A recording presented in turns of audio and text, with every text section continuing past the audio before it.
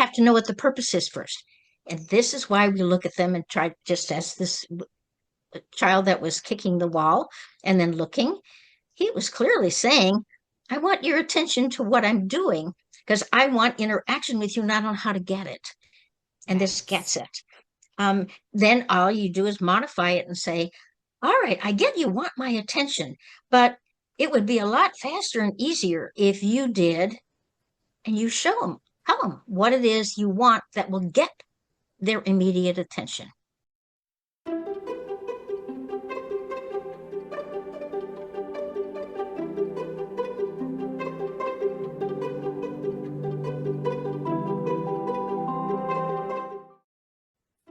Hi, I'm Staci Neustadt. I am a speech language pathologist and the CEO at Making Sense of Autism, and I'm a student of Susan. And I'm Susan Golubock. I am a now retired occupational therapist who has worked many, many years after I discovered even my own autism with other autistic individuals. I founded Making Sense of Autism because of my passion to not only understand my brain and how it worked differently, but to try to explain what I've learned to other people so that they're more understanding and therefore more accepting and more accommodating to autistic individuals. So, our goal is to help you provide the right support without trying to fix autism, but by understanding it. So, whether you're a parent, teacher, therapist, or just someone who wants to learn, you're in the right place. Be sure to subscribe and join us every week. We talk about a new topic.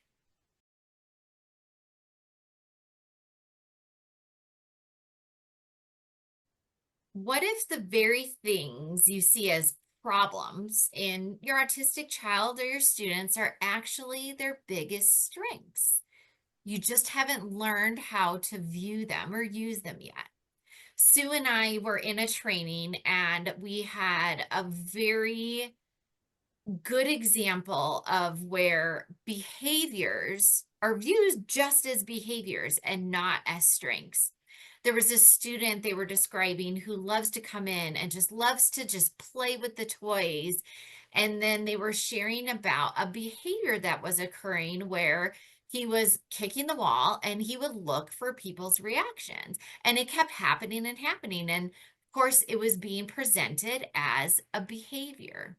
And so we were challenging the audience by asking them, what was the strength in that? We know he loves to play. We know that this behavior was social because he kept looking for a response. And it was really, really difficult for the audience to answer. So we gave the answer that the strength was he wanted to be social. He was looking for that social interaction. But the only way he knew about doing it was just always playing with toys and then looking for that social reaction. So, Sue, today I want you to enlighten us and help us through what I feel like is a barrier. Our barrier sometimes with seeing the strengths in autistic individuals is because we view it as a behavior. So, how do we get through that barrier? Well, Staci, um, we all have subconscious biases that we pick up as kids. And growing up, we were always, that's a good behavior, that's a bad behavior. We were punished when we didn't do behaviors that they approved of. So subconsciously, we all have this viewing other people's actions as behaviors and judging. Is it appropriate? Is it acceptable? Um, uh, or is it not appropriate, not acceptable in terms of good or bad? And that is a big barrier. And the only way to deal with biases, because we always have them and they're always there, is to bring them to the conscious awareness, i.e., bring them to the surface, which is what we're trying to do in our trainings, is to make them rethink. Now, what is the purpose behind this behavior? What are they trying to accomplish? All of our actions have a purpose to them. I mean, unless automatic tics or something like this don't have a purpose. They're just neurologically driven. But most of our actions are going to have a purpose. We have a reason to do what we're doing. So let's look at the underlying reason. And if that action gets you the results you're looking for, and you do it consistently and consistently get those results, then it becomes a learned behavior and it becomes a strength because you know how to use it, when to use it.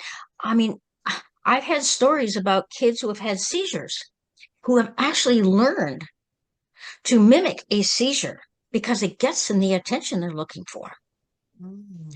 Um, because they realize the reaction is when they have a seizure, man, all the attention goes to them.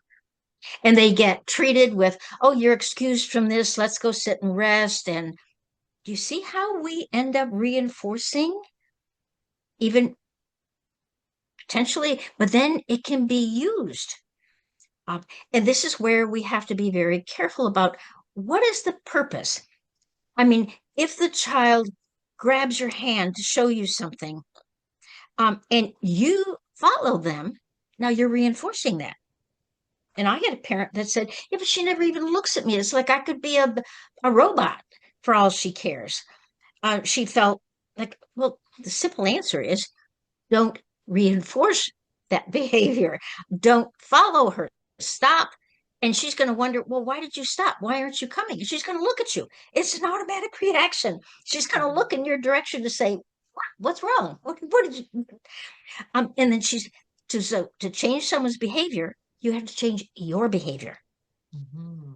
Otherwise, if you do the same thing every time to it, like scold them for bad behavior, okay, then they realize that behavior, they'll invent another behavior.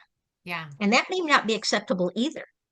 So the logical thing is, why not tell them what behavior you want that will get you the results they're looking for?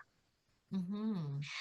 So there's two simple strategies um, to actually change a behavior that you feel, even though they've learned it as a strength, they know how to do it, modify it.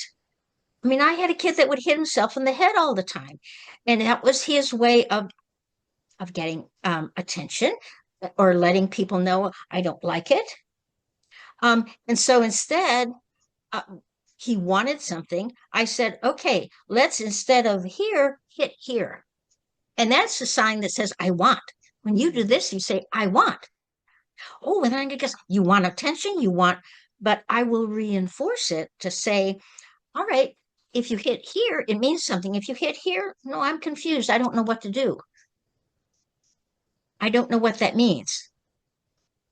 Do you see? So I'm modifying it in order to get the kind of behavior that I would consider is acceptable.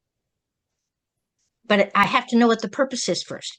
And this is why we look at them and try, just as this child that was kicking the wall and then looking, he was clearly saying, I want your attention to what I'm doing because I want interaction with you, not on how to get it.